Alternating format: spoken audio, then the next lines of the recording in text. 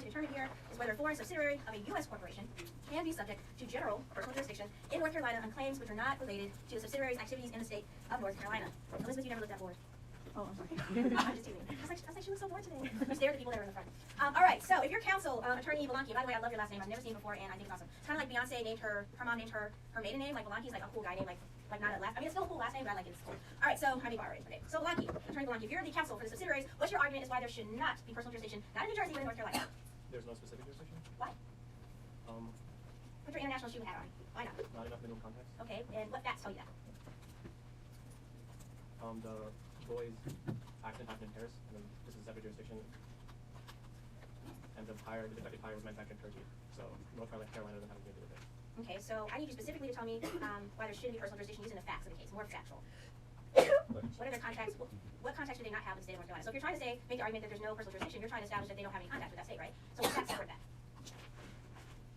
I'm not sure. Who's buzzing? I'm so glad it wasn't mine. I wanted to put myself on an airplane, as you all remember early semester, because if they're on your favorite list, you have to start, they still blow your phone up in class, so I figured that out the hard way. I have to ask Attorney Belanki, did you regular brief or book brief, because you're a second semester rising too well, soon to be? I read this like last week, and I kind of read it again, like, you know. A refresher? But, you know, I'm not too strong at it right now. Okay, but I'm saying, did you book brief, or do you have a brief? I walk up there, do you have a brief, or did you just take notes in your book? I don't like really brief like that. I kind of follow through on the case. Okay, so when you don't brief like that, it creates these kind of challenges. So I really want you to do well in the class, not just because I like your name. So I'm going to call on you probably again tomorrow just to make sure that you are studying in a way that's going to make sure you not only pass, but do very well. Just giving you a heads up ahead of time. Attorney Jarnigan, can you help me out with that? It's because they manufacture everything overseas. They've been selling things in North Carolina or manufacture or the subsidiaries and plants everything. Absolutely. So they have no plants there, no offices there, sounding like international shoe, right? No bank accounts in North Carolina. They're saying, look, we should not have, North Carolina should not have personal jurisdiction over it. They don't design, manufacture there, they don't advertise any products there, nor, which is very important, they sell or ship any products to North Carolina. So although a small amount of their tires were distributed by Goodyear USA for special custom fit vehicles, the type of tire at issue here was never distributed in North Carolina. So before we move on, just in general, does that fact alone sway you all regardless of what the court said? That specific tire that's the source of the lawsuit was not the type of tire that was in North Carolina. Should that matter? Anybody think that should matter? Or no, it's just one of your tires, it doesn't have to be that specific kind. Yes, ma'am. Just because it's not there now or hasn't been in the past doesn't mean it won't be there in the future. So you don't think you should hold me accountable when it's actually there in the future? I think that, but there's no right or wrong answer, it's just your opinion. I think that it's like backwards to your Congress, so any tire you make could potentially end up anywhere at any time. Ooh, so are you our foreseeability alone advocate of? I don't know. Okay. Just like, where do you stand in that yes? Let me try to understand what the question is. The fact that they don't make that specific tire that was involved in the accident hasn't ended up in Carolina. Has never been distributed in North Carolina. You're asking if that should be relevant to this particular case at all. Yeah. Part of me wants to say yes, but part of me also wants to say no, because specific jurisdiction arises out of like instance involving contact with the state. So if you read it very, very narrowly, then yeah, it would matter. But if you're going for something broader, then no, it wouldn't matter. There's still at least been some contact in the past, not contact for specific, but there's still been contact. So even though there's contact, don't you feel like, is it fair to bring a lawsuit against them about a tire? You know, the Goodyear 360 that never even got to their state? Probably not, because Yeah, you switched. well, I mean, it depends on how somebody reads the case, how narrow they want to define. Just see how narrow you find it. Is it fair? And you're not sure. I'm not. And that's okay, Elizabeth. I'm not either. I think holding them accountable for that specific tire would blur the lines too much, like the court is saying, between specific jurisdiction and general jurisdiction. So, you know, it says that serving supposed to exercise a specific jurisdiction do not warrant a determination that, based on those ties, the forum has general jurisdiction. No, you said it correct. Is that what you were going to say? No, I was actually going to say they should, because if you manufacture multiple types of tires and this tire's defective, let's say the rest of them are, and I'd rather the court be able to step in and be like, you guys need to step your game up before somebody gets hurt with tires on actually coming to North Carolina. Fair quality. Curiosity's killing me, so you guys obviously are cool with each other, but you don't dislike each other, you're sitting right here. Sharing a book? See, I could never do that in law school. How do you do that with your reading schedule? Oh, we have books. Yeah, like we each have books. So you have books. Yeah, we just switch I off had friends in law books. school that actually shared one book, and they would just like have some days. No. No, I'm serious. Books are expensive. All right, I got it. I think it's cool. I was just curious. All right, so we know that what the court basically does here, which we like, is they school us essentially, right? They give us a history lesson of all the jurisdictional. Now you're messing up with all the general jurisdiction cases, starting with the Perkins case and the Helicopter case, which I don't have you reading the whole case. It's all discussed at the bottom of page 134 of this opinion. And so the Helicopter case that they discuss at the bottom of page 134 stands for the idea that mere purchases by the defendant in the forum state alone, even if occurring in regular intervals, are not enough for general jurisdiction, right? But you need substantial context, so not enough. Mere purchases, even if occurring at regular intervals, is not enough. Is what the Helicopter case has said. In that particular case, the defendant bought more than $4 million worth of helicopters from a Texas company with basically for its transportation services. So they said that's not enough to establish substantial context. The court also, as I mentioned, discusses the Perkins case on that same page in 134. And basically in that case, the court found that even though a corporation may not have its principal place of business in a state or be incorporated in that state, where the business has substantial contacts with the state, such as running their entire operations in the state, that's enough for general jurisdiction. So before the Perkins case, you basically had one way of establishing general jurisdiction. It was where the corporation's principal place of business was or where they were incorporated. In that case, the Perkins case is very significant because that's really the first time they're saying, look, even if they don't have a principal place of business here, even if they're not incorporated here, if they have substantial contacts in Kentucky, you can't assert general jurisdiction over them. So for exam purposes, you should remember the legal principles from both the Perkins case and the Helicopteris case. They're both general jurisdiction cases. And if there's a general jurisdiction issue on exam, you should mention not only the principle from Goodyear, but also the principle from these two cases. So I'll repeat them one last time in case you didn't think they're important to write down. The Helicopteris case stands for the idea that mere purchases by the defendant in the forum state alone, even if occurring at regular intervals, are not enough for jurisdiction. So again, in the Perkins case, mere purchases by the defendant in the forum state alone, even if occurring at regular intervals, are not enough for general jurisdiction. So if I ask you a fact pattern and say, what would the Helicopteris court rule, you're going to remember that, and you're going to apply that to that little paragraph, and you're going to get B. All right. Perkins case, again, even though a corporation may not have their principal place of business or be incorporated in that state, there is general jurisdiction where they have substantial contacts with that state. Right? Basically, it's enough to have substantial contacts even if you don't have your principal place of business there and you're not incorporated there. All right, so important question. Attorney Jarnigan, why is this Goodyear case a general jurisdiction and not a specific jurisdiction case? What's the first problem? Take your time. You're doing a great job with the specific jurisdiction case. Because it has to do with the defendant's activities from the state and whether they're being systematic or constitutional. Absolutely. So you correctly stated the law, so you get a high five for that. And you apply it to this case. Why are those not applicable here? Because the actual incident didn't occur in North Carolina. Excellent. Happened in? It happened in France. And did you remember that from the reading or from my story? Thank you. Brownie points. All right, so because the episode that we're discussing, the bus accident happened in France, right? Remember, with specific jurisdiction, the cause of action has to arise out of the non-resident defendant's contact with the state. This bus accident happened in France, and the tire alleged to have caused the accident again was manufactured and sold abroad. So North Carolina courts lack specific jurisdiction to adjudicate this controversy. So that's why we're like, all right, we can't do specific jurisdiction. Let's see if generals will fit. So we know that this is a unanimous decision written by Justice Ruth Ginsburg. What did the court ultimately say, Attorney Galante? What was the holding rationale? The connection is too limited for general jurisdiction. Excellent. What else do you have for me? The defendant's connection to North Carolina falls far short of the continuous and automatic general business contacts necessary to empower North Carolina jurisdiction. Excellent. So they made a nice comeback too. They made a reference to the Perkins case, right? And said in the rationale of Justice Ginsburg, she said, you know what, this is different than the defendants in that Perkins case, whose sole wartime business activity was conducted in Ohio. The defendant's subsidiaries in this case were in no sense at home in North Carolina. And as Attorney Galante said, they said, look, their contacts with North Carolina are just too shallow, right? And it's not enough contacts necessary to empower North Carolina, as Attorney Galante said, to entertain a suit against them on claims unrelated to the state of North Carolina. So, Attorney Galante, what does the court say about the stream of commerce and general jurisdiction? What does the court say about stream of commerce and general jurisdiction?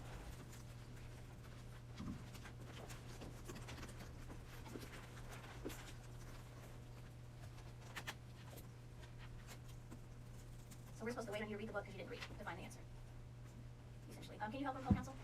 Well, they basically said, because one of the plaintiff's arguments was that the tire had reached North Carolina through the stream of commerce, but the court said that wasn't enough to establish stream of commerce. Excellent. Great job. Yes, and we'll see whether or not you agree with this. Okay, so I'm just going to say it louder for the colleagues on the right side or your left. So we know the court said, no, we disagree, right, with North Carolina Court of Appeals that this is a stream of commerce case because some of the tires abroad happen to reach North Carolina, right? They said placing goods in the stream of commerce can bolster the argument that there's specific jurisdiction, but does not necessarily mean there will be general jurisdiction based on the placement of goods in the stream of commerce because the standard for general jurisdiction is very high. Remember, you have to have substantial contacts. But just because a few products happen to get in the state, that doesn't meet the bar for general jurisdiction, the court is saying. You have to have substantial contacts. The court goes on to say that North Carolina court got caught up in the stream of commerce analysis and failed to distinguish appropriately between general jurisdiction and specific jurisdiction. So they said that was the wrong emphasis in this case. So we know the court's ultimate holding is that they reverse the judgment of the North Carolina Court of Appeals and says no personal jurisdiction. So we know the ultimate holding in this case, no personal jurisdiction. Again, not enough contacts with the state of North Carolina, which I agree, not enough to establish general jurisdiction. You gotta have substantial contacts. So the legal principle that's really important for you all to remember from Goodyear is that the court holds that in order for general jurisdiction to exist over a foreign corporation, the corporation's contacts with the state must be constant and pervasive, so as to render the corporation essentially at home in the foreign state. So again,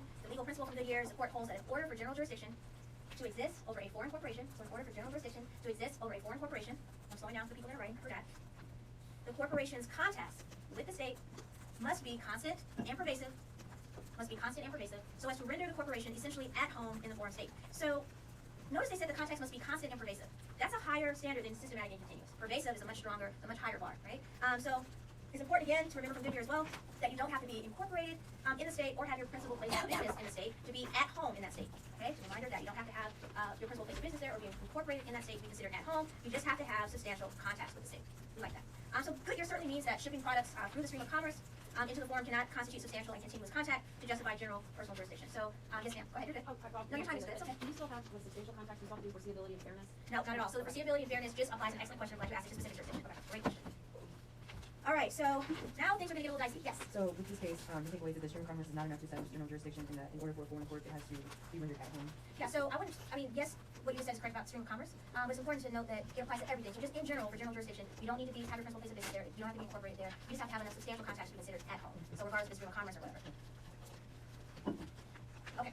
So the Daimler case, which I'm excited about, yeah, we got time to do it. The Daimler case I like because it's 2014. Like, we like this. This is a recent case. It's not old. Not as old as it could be. And it's very controversial in the fields, and we'll talk about why. So this is the most recent Supreme Court case to address general jurisdiction. And again, 2014 case, another unanimous decision in which Ruth Ginsburg, Justice Ginsburg, delivers the opinion. I love when they actually all agree on, like, that's so wonderful. I wish they could always just all agree, like, this is the correct interpretation of the law. Because then there'd be hope for Congress, right? And my husband said, don't try to jokes, they always follow. And tell me I got at least 3 laughs today. So he swears I'm not funny. I was like, I think I am. All right, so the facts in this case, Attorney Belanki. The plaintiffs, Bowden, filed a suit in U.S. District Court for the Northern District of California against the defendant, Daimler, alleging that MD Argentina collaborated with Argentinian state security forces Okay. to kidnap, detain, torture, and kill plaintiffs and their relatives during the military dictatorship that happened in 1976 through 1983, a period known as Argentina's Dirty War. All right, their dirty war. Thank you. Great job. Okay, so we know the facts. I'm going to make them a little bit more bare bones, just the stuff that I want you all to focus on. Plaintiffs use Daimler Chrysler, right? A German parent corporation in federal court in California. Okay, so again, Chrysler sues a German company in California. The plaintiffs allege they were injured in Argentina during the, as Attorney Belanki said, Dirty War, which was from 1976 to 1983, by actions taken by Daimler's subsidiary, so a parent company in Argentina. Does this make you think if you ever do your own business, you don't want a parent company getting you in trouble for stuff? I think about it every time I see this case. So the issue in this case is whether a foreign corporation, which again is Daimler, right, may be subject to general jurisdiction in California based on the actions of one of its subsidiaries in the U.S. That's key. So essentially what they're saying, how should we rule on if you do business here in the U.S. with a parent company and something happens, you're going to have to come here and defend yourself if there's a lawsuit. That's essentially what's going on. So think about the politics behind what I just said. If you're a foreign company doing business in the U.S. with a parent company, if something happens with that parent company, we want to go after the big kahuna.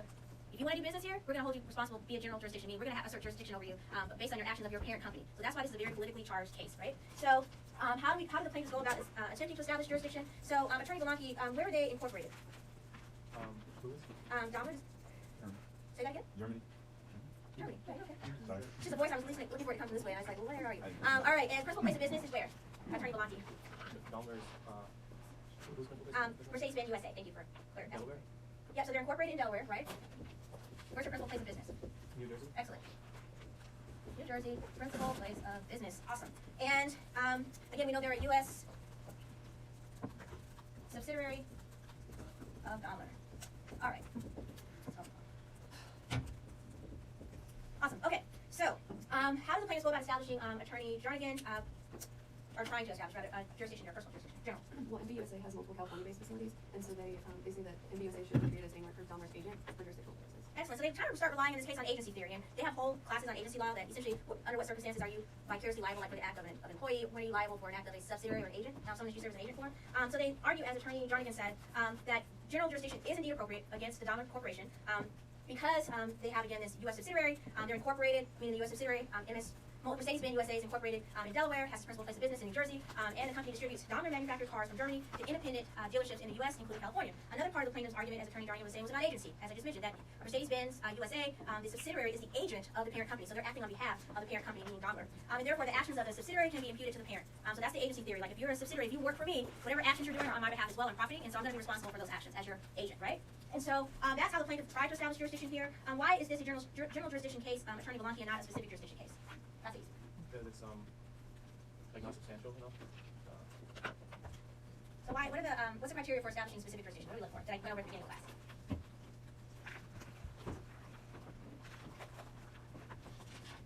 The principal activity has to take place there. Okay. So what do you mean by principal activity? You're close. In this case, California isn't where the thing happened. It's in Argentina. High five. Perfect. Yes. So this is not a specific jurisdiction case because the plaintiffs were injured in Argentina, but they're trying to bring the lawsuit in California. Remember, as Attorney Belanki just said, for specific jurisdiction, a cause of action has to arise on the defendant's contact with that state, which would be California. This accident didn't happen in California, it happened in Argentina. The claim, meaning the injury in Argentina, has nothing to do with Mercedes-Benz USA or Daimler's contacts, meaning selling products, nothing. Okay, so that's why this has to be, if you're going to get jurisdiction, a general jurisdiction case and not a specific jurisdiction case. So why does the court ultimately conclude that there is no personal jurisdiction over Daimler in this case? Please. Because they said Daimler isn't at home in California, because they don't, they're not incorporated in California or have principal place of business there. They just don't have enough minimum contacts to be considered at home in California. Very good. So we know that they're not amenable to, meaning Daimler is suing California for injuries allegedly caused by a conflict in Argentina that took place again outside of the U.S. The court is applying the standard from Goodyear. In order to have general jurisdiction, the defendant, as she said, must essentially be at home in the state. All that means is your contacts are so substantial, you can be considered at home, right? You have so many contacts, not minimum, but you have a lot of contacts. It's almost like a second home to you, right? The court tells us specifically that Goodyear does not mean that there is general jurisdiction only where a corporation is incorporated or where their principal place of business is located. Here, as I stated earlier, neither Daimler or its subsidiary, Mercedes-Benz USA, is incorporated in California, nor do they have their principal place of business in California. The court says that even if we assume that Mercedes-Benz USA actions in California can be imputed to Daimler under that agency theory, even if we assume that, they still say Domler's contacts, and this is one of the most controversial part of the case, it's too slim in comparison to its nationwide sales. So I'm going to say that again, because this is what a lot of scholars argue over. They said Domler's contacts in California are slim in comparison to its entire nationwide sales, and because they are slim, it's not enough to render them at home in the state. So essentially, what their fact reveal is that Domler's activities were essentially 2.4%. Their contacts in California, their entire nationwide business. They're like, it's just 2.4%. They're not at home there. But so the controversy with this case is a lot of people that are anti-big business are saying, yeah, it might be 2.4% of their, multi-billion-dollar business. Like, that's still significant revenue going to the state of California. And California should be able to adjudicate any claims dealing with their residents. Even if it's 2.4% of their entire corporation, it's millions of dollars. Other people say, no, the court was right in this case because, if you don't want a situation where these mega, corporations, international corporations are subject to jurisdiction essentially in every state, even if it's 2% of their total sales, in the U.S. automatically. So they're saying, every state they have a little bit of sales, a percentage of their sales, they're subject to general jurisdiction. So this decision is very pro big business, right? Pro corporation. They're saying, it's 2.4%. That's not enough to say you're essentially at home in the state. Do you see the controversy there? Makes a big difference. And so, if you look at the second paragraph on page 141 of your text, the court says, quote, in the second paragraph, page 141, if Domler's California activities suffice to allow adjudication of this Argentina-rooted case in California, the same global reach would be presumably available in every other state in which MB USA sales are sizable. Such exorbitant exercises of all-purpose jurisdiction would scarcely permit out-of-state defendants to, quote, structure their primary conduct with some minimum assurance as to where the conduct will and will not render them liable to a suit. So basically what the court is saying in that statement is that, expanding general jurisdiction to the point where a parent company may be subject to personal jurisdiction in a state which it has a subsidiary, or in every state in which a subsidiary has a large number of sales, is just too much. They're saying that's too broad of an interpretation and application of general jurisdiction. Because again, that big company would be subject to jurisdiction essentially almost in every state. And so we know that Justice Sotomayor is the only justice, because it was a unanimous decision, that writes a concurring opinion. Do either Attorney Belanqui or Jardigan recall what she was saying, what Sotomayor was saying? And she was the only one that filed a concurring opinion, and there's no dissent in this case. She said she agreed with the conclusion, but did not agree with the logic that the court took to reach the conclusion. The court said that it's not dangerous contact with California. It's not that the dangerous contact with California too few, but it's contact with other forms are too many. Essentially saying that the court dangerous too big for general jurisdiction. Excellent. Yes. Does anybody agree? Great job with Dr. Sotomayor. With Justice Sotomayor's stance. Yes. You, Elizabeth, anyone have thoughts on the case in general? Do you think it was ruled correctly? Jessica. I just think this case is extremely confusing because there's too much going on. There's too many parties involved. That's one of the reasons why they probably ruled the way they did, because there's too many parties to even keep track of. This is nothing compared to like the number of parties in this case. Like outside these law school walls, you have like 11. I mean, this is really actually small, honestly. Yes, sir. I'm sorry I don't have the chart today. What would be like a substantial contact with 100%? Like, I mean. Right, and that's the other big argument. Like, what percentage? Like, there's no, and it's very subjective. I'm so glad you said that. Tell me last name. Yeah, so what is the bar then? And why didn't they establish what that criteria is? 25% or more, 15% or more. So can you see, based on this case, as he did a great job highlighting, the inconsistent application of the law with this case, depending on what that judge's perception is of if what percentage is enough. That was excellent. Yes. I like Justice Sotomayor's concurrence because I feel like it was similar. Like, she basically was like, there's a better form for this, and we should do it in the best possible form that's best for the plaintiff and also for the defendant. So I kind of like in Stevens, the next case talks about the court's just making this really complex argument that they can don't be even simply do it. solved. Yeah. When we get to Burnham, can you mention Stevens? Because I highlight him saying that. I love what he says in Burnham. Yeah. Excellent job. All right, let's go ahead and knock out Burnham. I like this case because it's spicy. All right, so I'm going to do the facts. Burnham, Mr. Burnham and Mrs. Burnham live in New York. New Jersey. And then they separate, unfortunately. Miss Burnham takes the kids and moves them all the way to California. Yikes. Mr. Burnham files a divorce action in New Jersey, but does not serve Mrs. Burnham in New Jersey or California. And he doesn't file on grounds of irreconcilable differences, as they had allegedly agreed. So they agreed, this isn't working, we're separated, we're going to file for divorce and just say the cause is irreconcilable differences. Well, Mr. Burnham got savvy and basically switched out on her at the last minute. He files for the divorce on the grounds of desertion, right? You deserted the marriage, you abandoned us. And so Miss Burnham isn't happy with this, so she's like, screw you, we had an agreement, I'm going to file my own divorce action in California and serves Mr. Burnham while he's in California. Any idea why this even matters? Why do they care? Yeah, it does affect the settlement of the custody and such. Absolutely. Remember, different state laws have different rules and regulations. And so the Burnhams care because of one thing, which is money. Mr. Burnham doesn't want to pay alimony or child support, which he'll have to do if he files in New Jersey based on irreconcilable differences. But at the time of the lawsuit, if he files for divorce in New Jersey based on desertion or adultery, wow.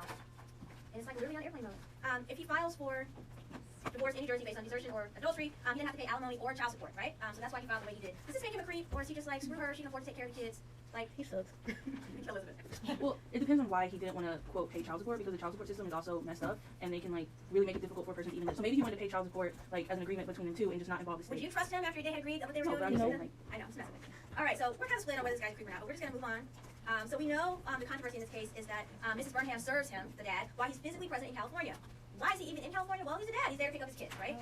He's visiting his kids. So Mr. Burnham's argument is like, wait a minute. He's saying that, if you look at the two-part test or three-part test from International Shoe and apply it to this case, he said, remember that famous language in Schaefer that all state court exercise of personal jurisdiction must apply minimum contacts, right? So he says, look, there's no personal jurisdiction. Oh, the state of California doesn't have any personal jurisdiction over me because I don't have any minimum contacts here. I just came here to see my kids and get out. Like, I don't have anything to do with the state. So what does the California court decide, Attorney Jardigan? That California has personal jurisdiction over him because the requisite minimum contacts were satisfied by his physical presence in the state. In the state. So when you hear satisfied by his physical presence in the state, what comes to mind? What warms your heart on the first week of classes? In personam jurisdiction, what was our first case? Remember the name, anybody?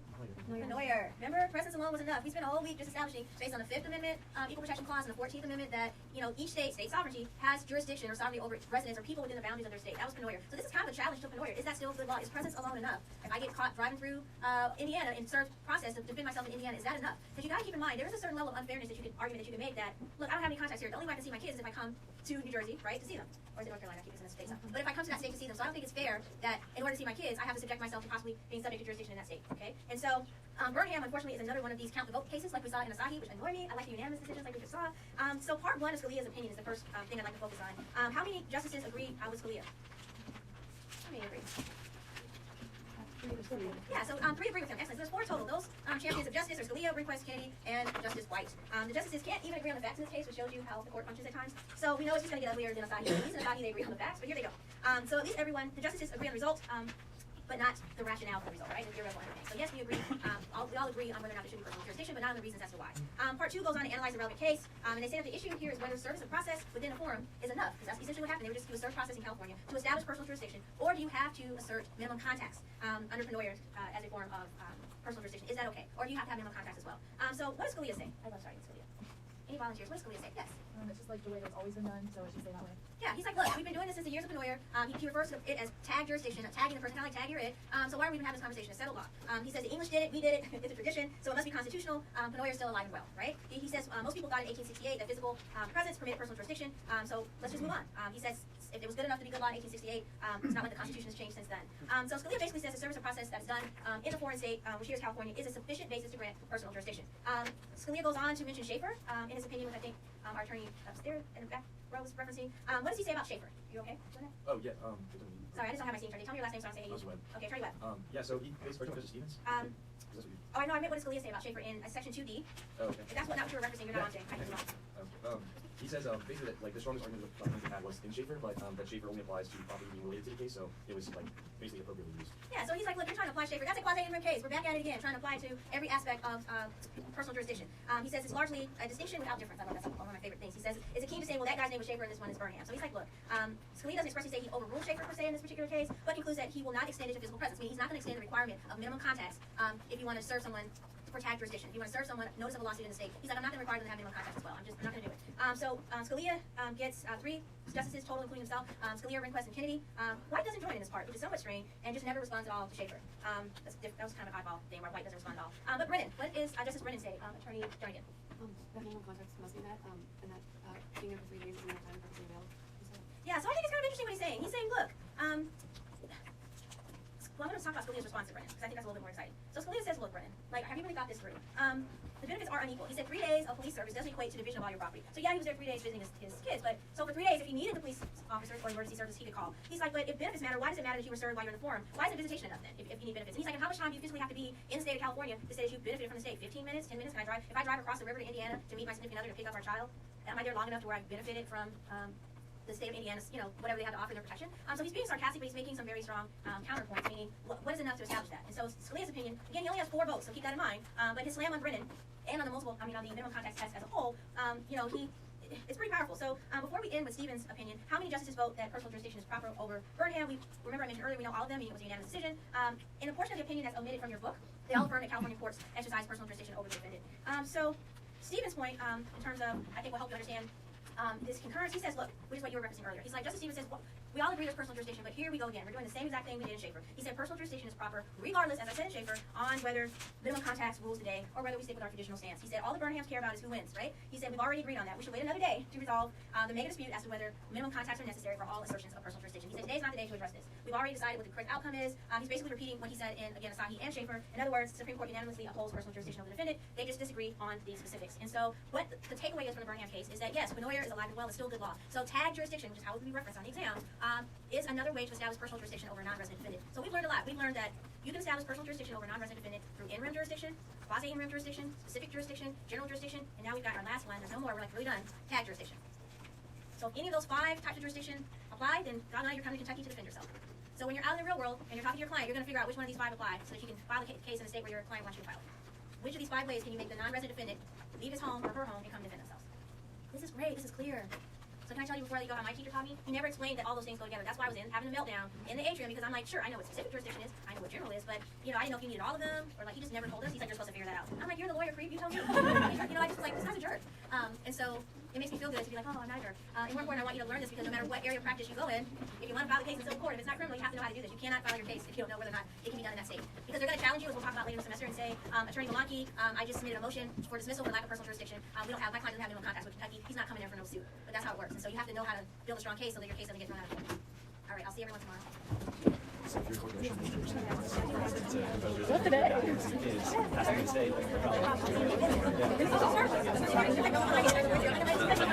Before you go, sorry, I know she had a question. Did anybody find some keys out in the lobby on